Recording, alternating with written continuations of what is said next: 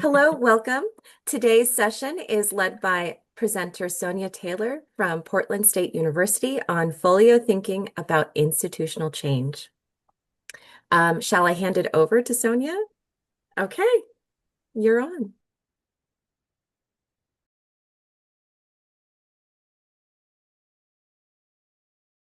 I'm trying to share my screen, but I am not being successful.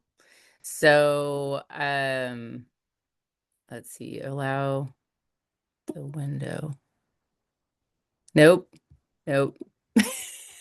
Can I just drop the link in and then you guys can You share can now it share. and You then can now I share. can, Yeah, oh, I sorry can't. about Okay, that. great. Yeah, sorry. Thank you.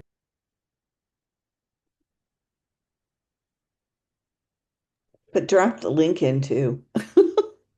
I will do that. Let's see. Okay. Um, I I am not seeing, can you see my screen? Can you see this? Yeah, we see it. Okay. I've just I for some reason my Zoom is problematic, so I can't um actually see what I'm doing and the Zoom screen at the same time. But if you can see this, I will just I go would ahead be and happy start. to do the slides for you, Sonja. Would you like that? Actually would love it. Okay. Yeah, that Let's would go help back. me because then I Let's could go like back. track a little Yeah. bit better. So Yeah. I just dropped the link in the chat, and so hopefully you can access that. And Yes.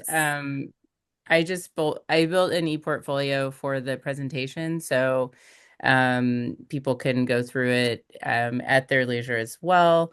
And as soon Okay. as you have it up, I'll start my Right. spiel. This is so exciting. All right, here we go.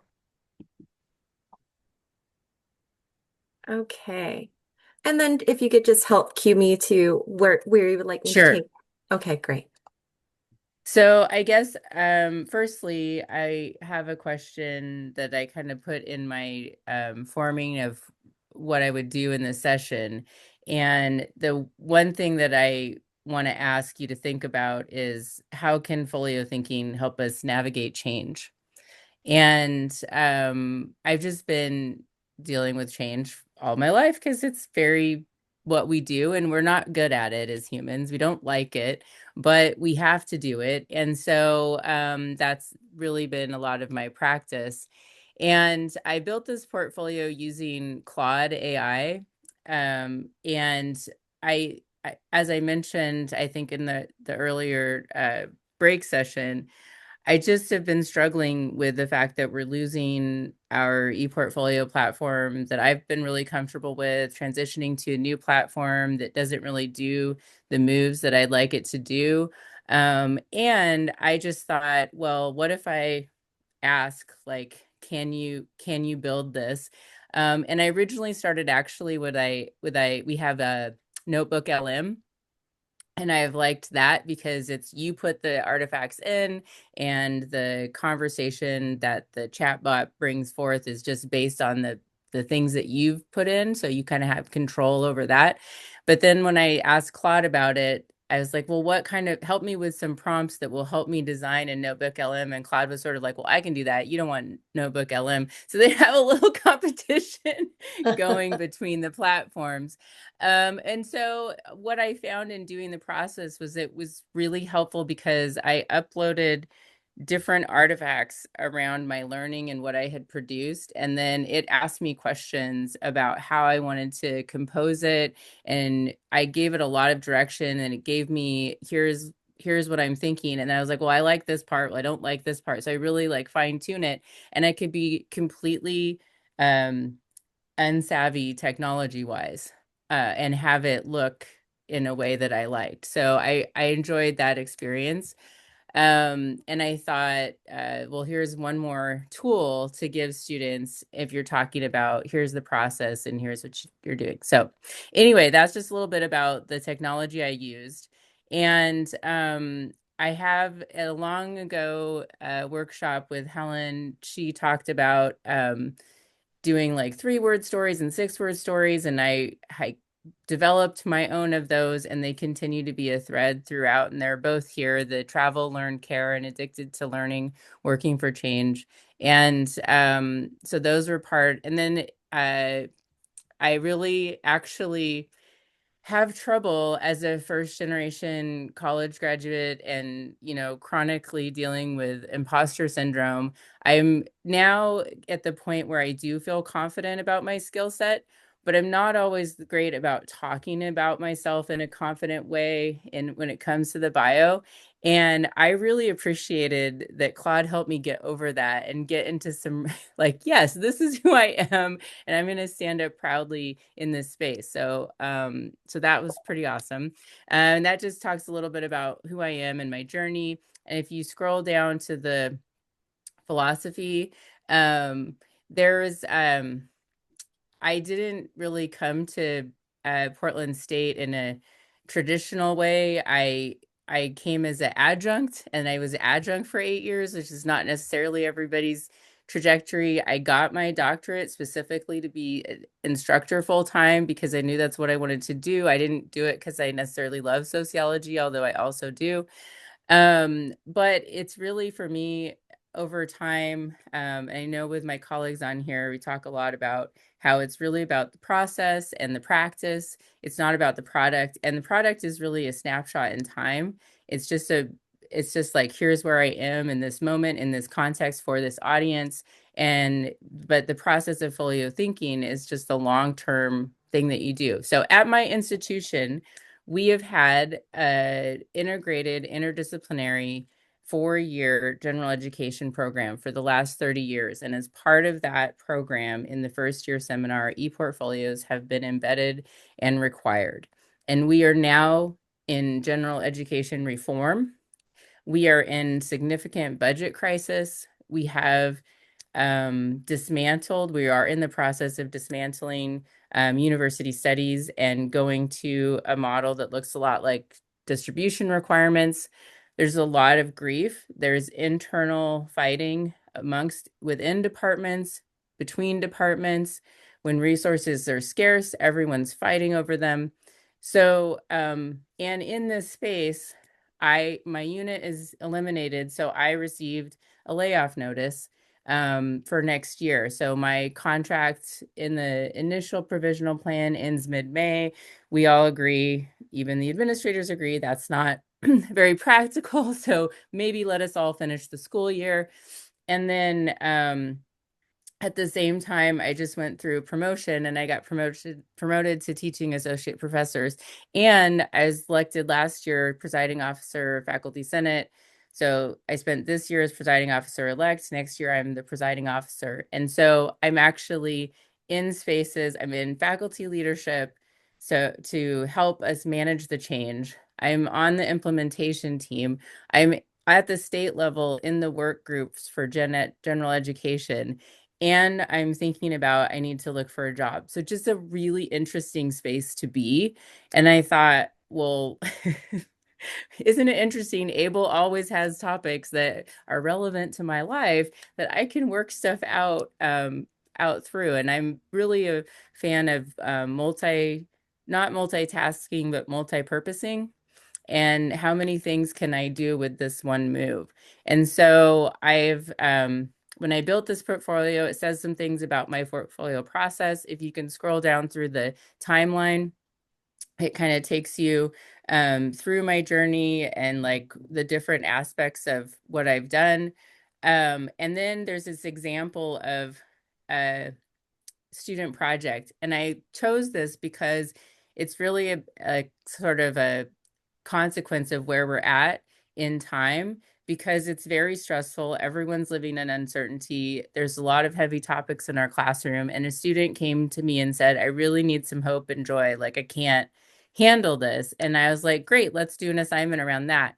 And so I did a discussion assignment post where they had to, in a discussion post, um, write a haiku about hope and joy, post it to discussion with an image that relates and a reflection about how the image and the haiku connect. And then they had to reply to a number of their peers. And so as soon as it started, like it's the biggest discussion thread I've ever had on Canvas. There's almost 400 replies.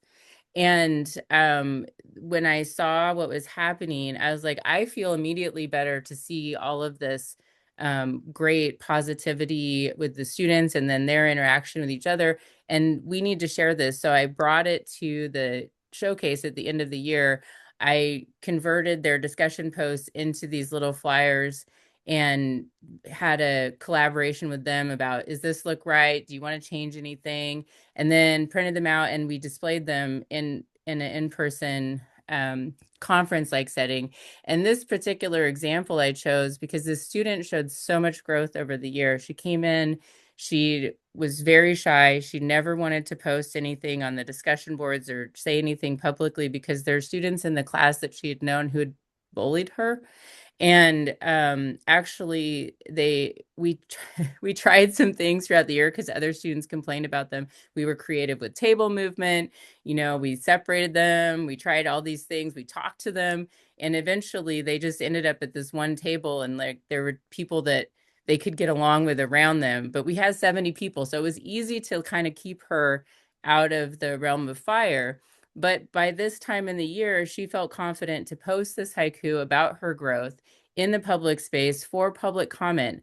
And so something about how we built community in our classroom over the year gave her that confidence. And so I was excited to see that. Plus, we had this series of Socratic seminars, and it won that sort of problematic table. All of them were in the inner circle. And she said, Sonja, I don't want to be in the circle because when I have conversations with them, I just get emotional and it's a problem for me. I don't want to feel that. And I said, well, how about you go in the inner circle next time? And she said, great, that's fine.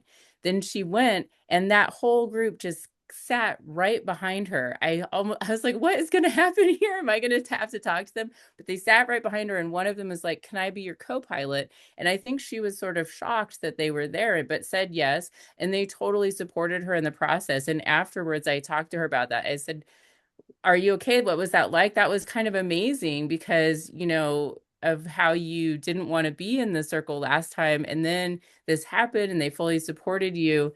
And she was like, yeah, that was really great. And she had all this pride in herself from that experience. And so she was able to reflect on that in her ePortfolio as well. So I have that student example, and there's a link to the assignment if anyone wants to adapt it. And then you can go down a little bit more. What's next? Oh, there's the symposium. That's how they ended up being displayed. And there was some explanation about the process. And those are some of my students checking them out. And then scroll down more. And that's the images of Socratic seminar.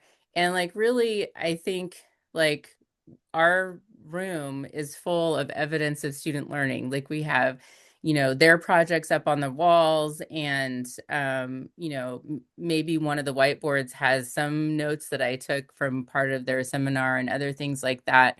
So it's really a space that's very student centered around them. And then the last photo, if you scroll down, is them at the end of the year. What I love about this is how happy they all look. And I just want my students to, that should be how they are when they're learning and in community together, is so happy and connected. And they, at the end of the year, I felt like a celebrity. They all want to take pictures with us, and they took selfies with us, and they want a picture together. And it's just so, it felt so good. And that's the part that makes me feel like our class was a success, not like the assignments or the grades or anything like that, but the feeling in the room at the end of the year is really what it's all about. So next section. This is just a list of my, I guess, scholarly work. So you can go through that pretty quickly and just kind of talks about different things I've done. And then the next thing after those, I'm going to get to the folio thinking during institutional change. So here, like bringing it together, here's the gen ed reform.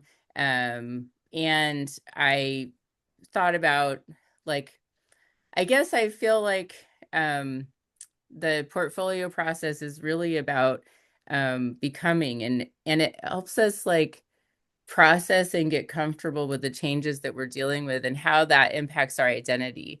So I've started thinking about that as well. And then scroll down a little bit more. I think the piece for me is there's a lot of binary thinking across the board in all of the rooms I've been in. And it's just, life is not that way. It's, you have to learn how to hold the horrible and the wonderful at the same time. And like every day I'm thinking that because people keep coming up to me at my institution and they are always like sad look on their face and are you okay? And I'm like, I'm great. I am having the best time. Every day is amazing. And there's this looming existential crisis at the same time. But like I have never had more fun in the classroom. I've never felt more confident in my skill set and what I'm doing. I'm having amazing relationships with my colleagues. So it's just a really strange experience to be having at this moment. And then the next thing is an amendment is I made, so one of the things that I've been struggling with that's been a challenge in this process is that as we're dismantling the gen ed program and then coming with a new model, there's been very little appetite for third way thinking. So back to the binary. And I just keep in every meeting asking, well, how can we use what we've learned? Why does it have to be either or? What are the most important components? And part of this process really distilled for me what I think are the most vital pieces of our current gen ed model, which are the mentor program and the cohort experience of the first year. I think also the capstone is really important, but I do think that by senior year and when people are doing their capstones, they're ready to go. They're not as vulnerable to falling off the board of higher ed as they are when they're coming in and trying to get the classes under them and to navigate the system and to meet and build community and all of those pieces. So that's why the cohort experience, and a lot of people frame it as a deficit thinking, like students, they need that time together to be able to build their writing ability. But I think that the reason that they need that time is so that they feel the trust that they can be vulnerable. And that is not a deficit in the student. That is just a need to make sure that you feel comfortable failing and making mistakes with someone who's a professional so that they can give you helpful feedback. And that comfort level doesn't come in the first term. So I feel like that's a miss for us, and I hope we can figure out some kind of cohorted experience.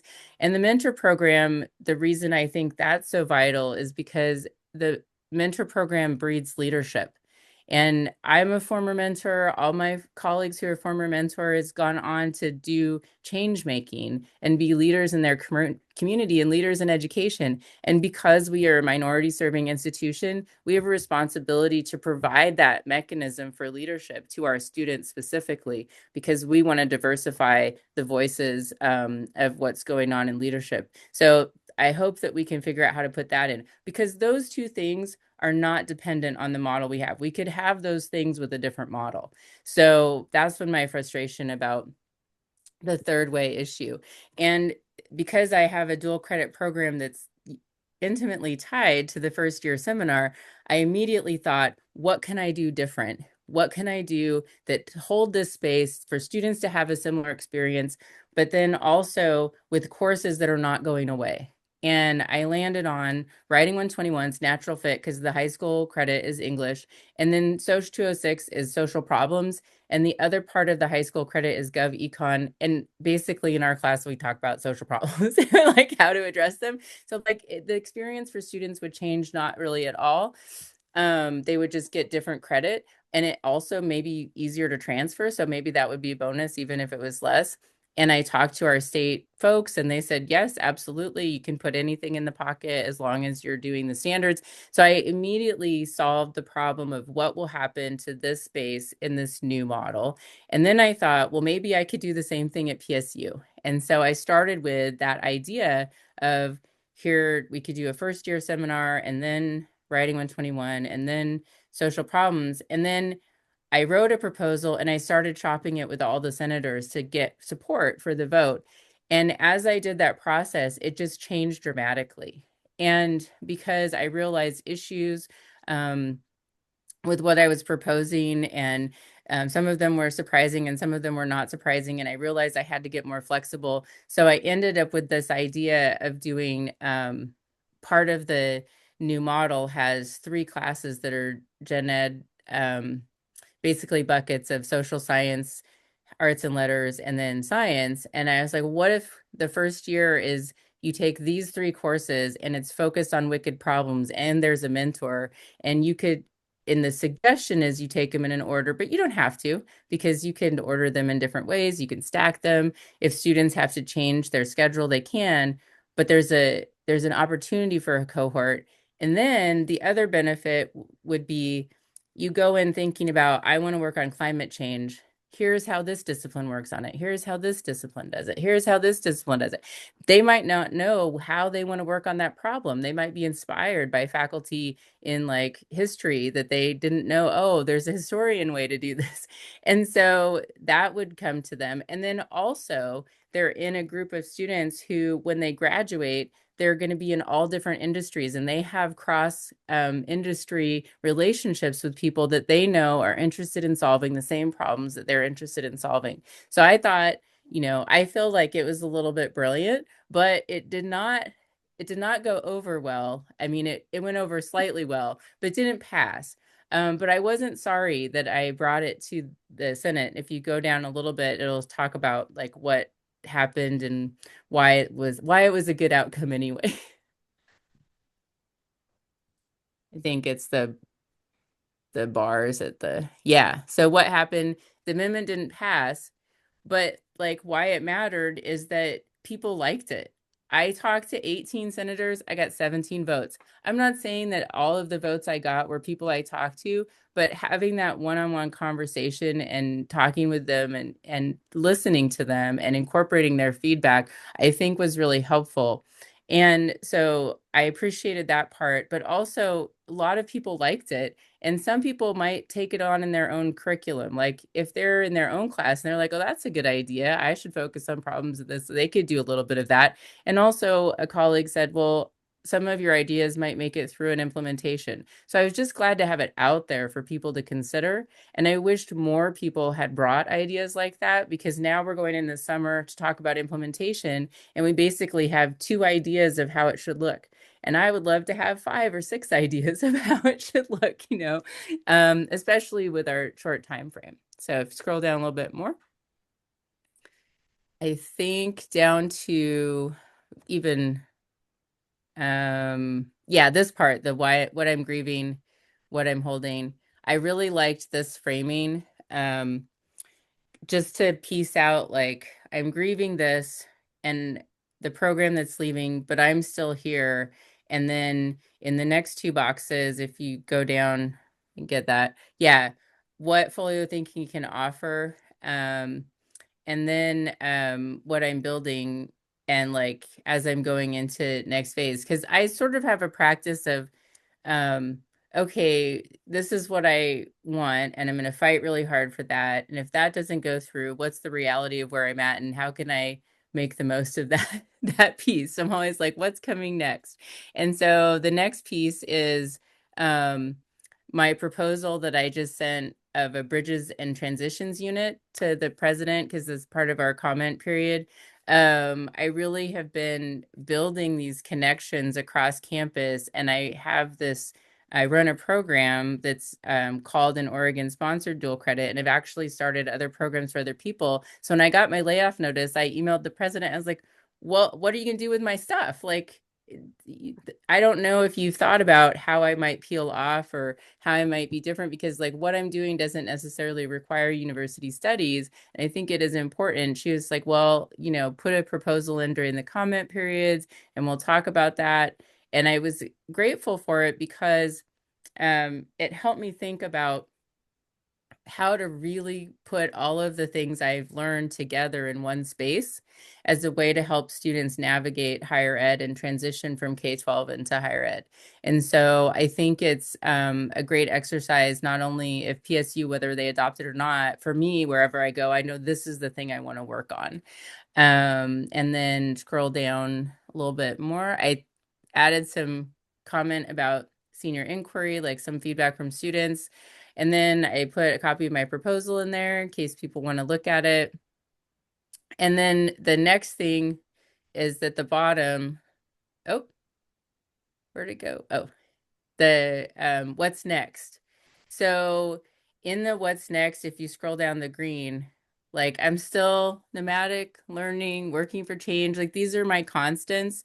And I know like I don't know what's going to happen at PSU, but I feel like I've positioned myself well to land on my feet either there or somewhere else, and I have something to offer. I kind of the portfolio process and that I've been in for so long has really helped me gain confidence in my skills and my abilities. And I'm looking forward to this next year where I'm really sitting in this just interesting position of being on notice and also in leadership and also in conversations about how things are going to evolve. And I'm real curious about how it's going to all come together. And I think that's it. And you all can look at my stuff and ask me questions. And I'm happy to just open it up a bit. And I want to come back to that first question I asked about how folio thinking can help us navigate change.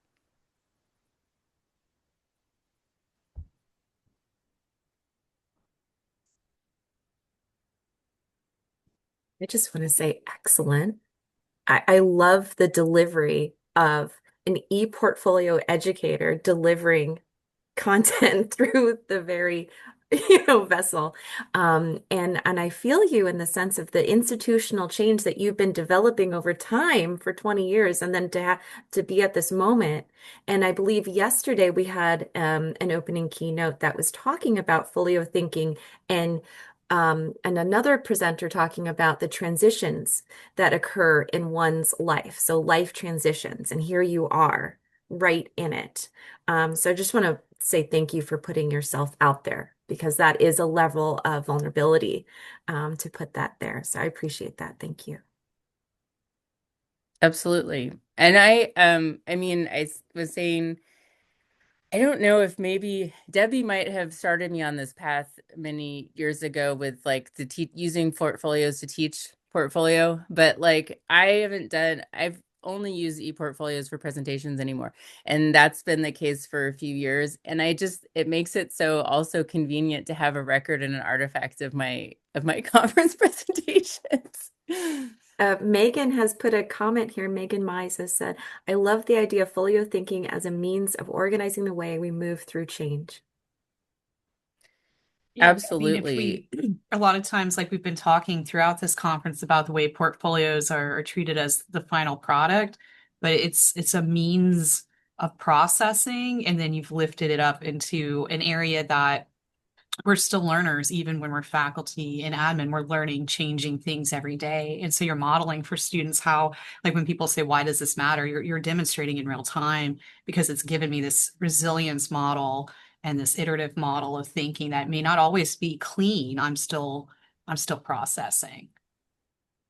Yeah, 100%. And I would say for me, it's a developing a comfort with being in process and also a way to assimilate and integrate your change and have it be part of like as you move forward, like this is part of who I am.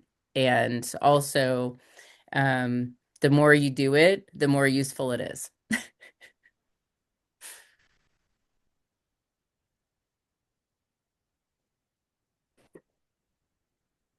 Jillian says, I appreciate this so much as I am in a very similar situation as you. I'm holding on to your confidence as I go through my own journey. Mm. Megan notes, and a healthy regulation activity. Oh, yeah, right. Absolutely. I had a question regarding the technology you used. You said that you used Claude to help develop this, and that you were basically training the AI to generate what you were willing it to, right? Yeah. Were there moments where the technology gave you that third level of thinking you were saying about the binary, and did it help expand some of that creativity for you?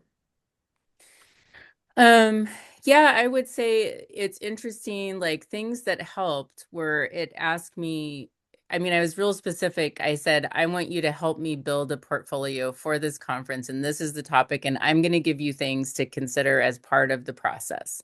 And so I gave it a bunch of artifacts and things I wrote and everything. And then it asked me questions like, what kind of color scheme would you like? How do you want your tone to be? And I was like, ooh, you know what? I like this combination of activists, and I don't remember the prompt, but there was like a couple different options. And I think that that took put me in a space where I wouldn't as necessarily have spoken with that confidence, even though I do feel it. How do I say it? And having that, having Claude say it for me in a way kind of helped me own it. And so I really appreciated that aspect of it greatly, I think.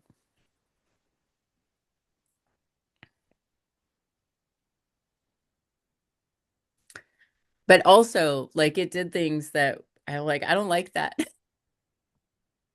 I'm like, I don't like that. Can you do it like this? I like what you did here. I don't like this there, and this is why. And so like it like gets used to learn. But yes, I made choices. And I sometimes would go back and be like, oh no, I don't really like that. Or then when I in my first iteration, I didn't have hyperlinks out to those documents. And I showed it to my son, and he was like, it'd be cool if you hyperlink to this and I was like, oh, you're right, let me try that. And then I'm like, can you hyperlink, and what are my options? And the first way it did it, I was like, well, this doesn't work on my phone. And they're like, oh yeah, this is why it doesn't work on your phone, and this is what we could do for that. So I'm like, okay, here's put it this way, and then it'll be good for mobile use. So it was very I was like, this is very interactive, and it's not at all like the just one and done. Like I've said, AI, here, do this for me, and then I take the product immediately and use it, which I think is everybody's fear. But like when people do that, that's when it's really easy to know that it's AI, right?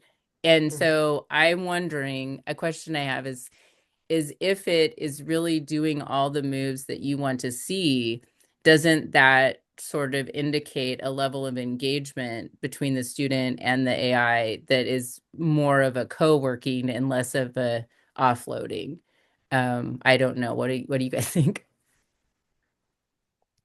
Yeah, it becomes a co-collaborator, right? I mean, it gives you things and you can disagree with it. You can say, well, we're sort of on the right track, but I don't like this.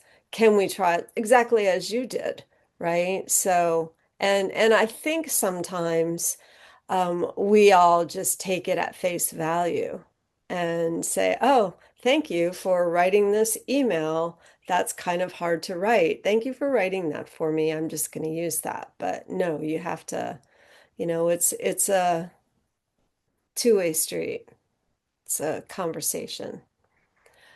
Yeah, I do think, Megan, what you said about the training, and like I thought when I did this AI Academy last summer, and one of my takeaways is like, well, it's useful to me once I know how to use it because I'm already a good critical thinker and communicator and all this, but those skills are still really essential to have so that you can engage in a meaningful way. And I think it's just really like I love collaboration. And so if I don't have and always people are better to collaborate with for me. And sometimes I've had like I worked in Claude yesterday to have it help me with an email, and then I ended up writing it almost all myself. it was almost like it kind of gave me an outline, but like a but it was full of words. And I'm like, no, I don't like this, or I don't like this. And by the time I get done, I'm like, oh, I just wrote that all myself. I don't like, but I think it did help me think about how I wanted the structure to look and what pieces I wanted to cover. And that was helpful. So Yeah, one of the things we often tell some of our students is like I had a student who pointed out that Faulkner breaks grammar rules in one of my literature classes, and I was like, but he knows them, so he breaks them intentionally.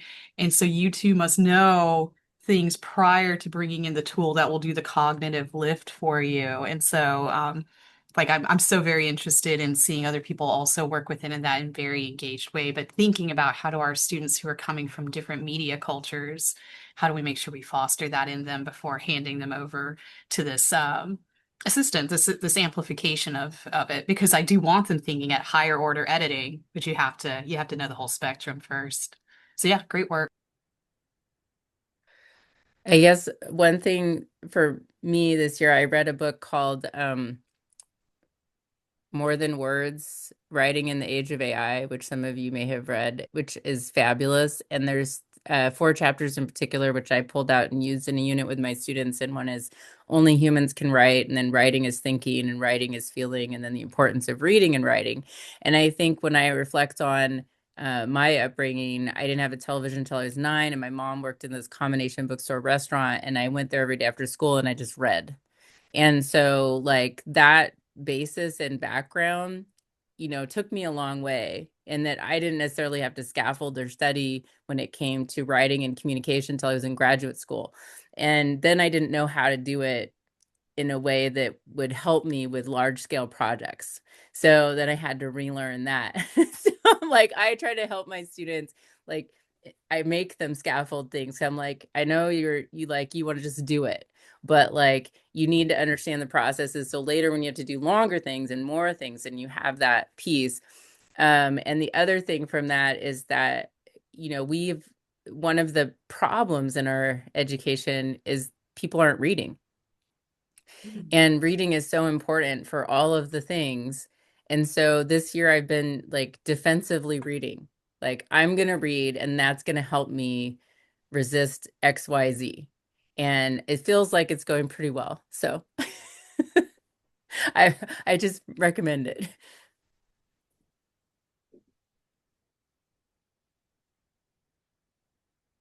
Sonja, one of the things I've known you now for quite a few years, and one of the things about you that I've always been a little jealous of, and I've applauded, and it really struck me is your continuous and ongoing reflective demeanor, right? You reflect on seeing a snail on the beach, and you'll write a 3-page reflection on that.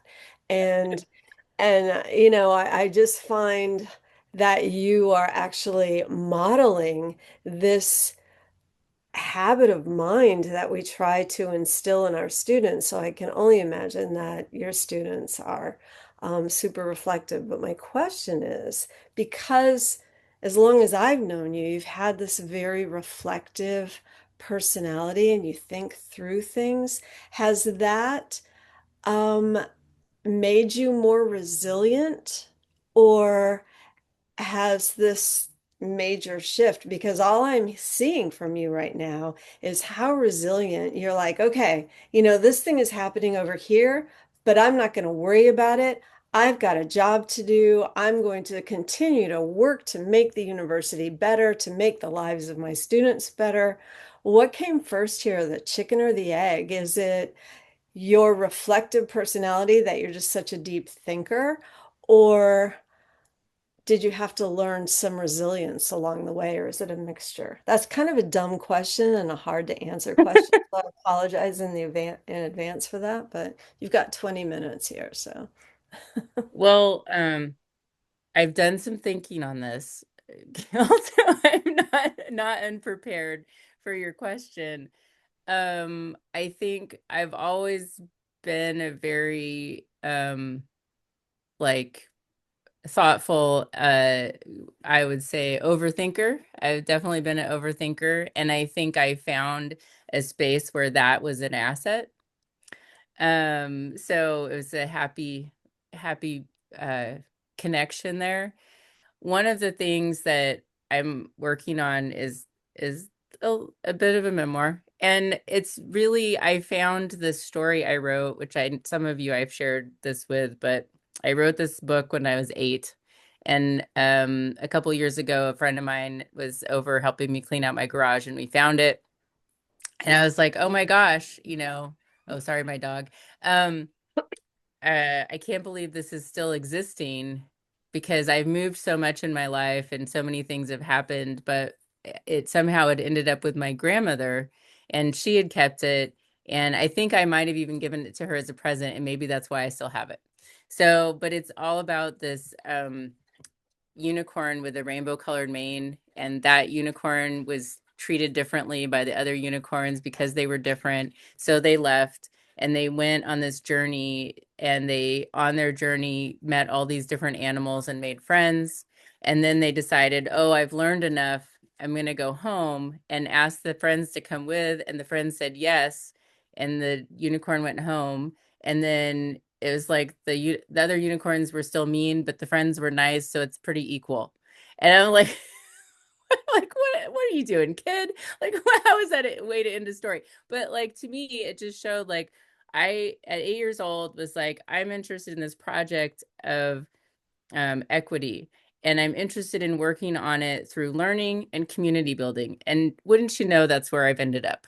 And so I just had this sense of like um how I really was proud of that, of myself in that space. And I knew that little girl would be amazed at like the life and the job and the work that I do now. And there's a whole bunch of noise in the middle that also makes me who I am. And I also needed tools around the how, which I think Candace has been very instrumental in, and Helen also, from learning alongside her. And so it really, the all of the it's all both, and to answer your question, I guess.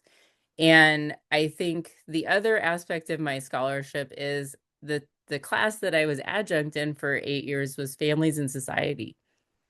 And so I think a lot about life transitions as well. So that piece factors in. Um, and I know from research there that resilience comes from connection. And so I'm just really explicit with my students. We're going to do community building, and it's like a life skill, and you need it. It's really about survival, because your friends, your connection, your community is what's going to help you be resilient when things go bad. And so I have a embarrassment of riches in my friends. I have so many wonderful people in my life. I know that helps me. And so I feel like it's, at one point it was accidental, and then at some point it became intentional, and that makes it more powerful. And the switch between it being accidental and intentional is because of ePortfolio and reflective thinking.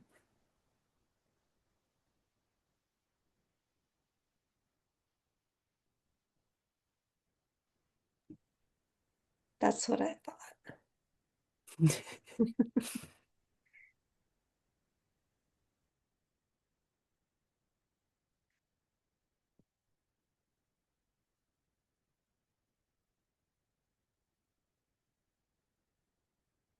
Oh, I also, in my note here about um, the process and integrating change, and then I put in parentheses learning, because like learning really is change. It's like, and change creates the opportunity for learning, and learning is uncomfortable, and change is uncomfortable, and you don't make it through without moving through that discomfort. And so I guess for me, that's also part of how folio thinking can support in times of change. It's like you're figuring out how to navigate that space.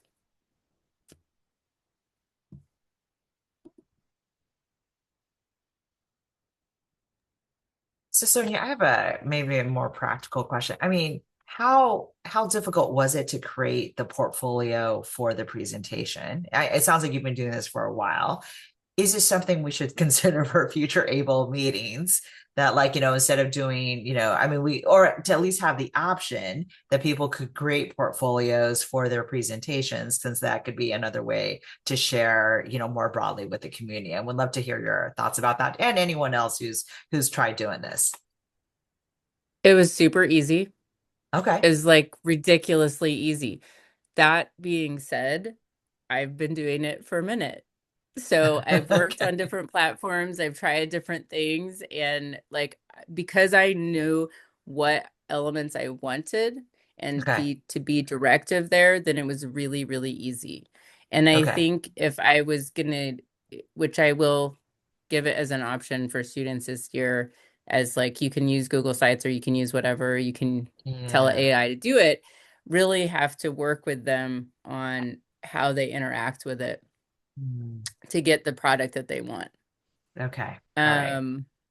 But I mean, for this community, I feel like everybody here, even like people who are in the beginning, it would be easy. Okay. All right. I think I foresee a workshop, some kind of like working session where learn how to create a portfolio for your presentation or something along those lines. So maybe consulting with you as well as Susan, Megan, of course, and everything. I feel like we got to do something along those lines. If you'd be interested in that, feel free to, yeah, raise your hand. So great, thanks. Okay, great, thanks. That's enough. We'll have fun with it. Apologies for dropping off and coming back on. Zoom crashed when I tried to upload the lesson with the haiku. I thought that was a great lesson that you shared. So, thank you.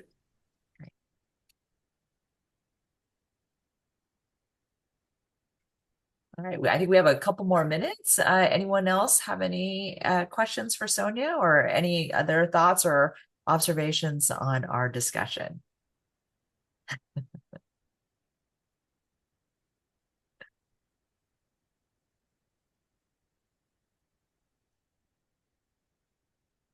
Okay. Well, Sonja, thank you so much. I'll go ahead and let Christina help wrap us up. Thank you, Helen. So I dropped in the chat some helpful links. So we have some upcoming sessions later today.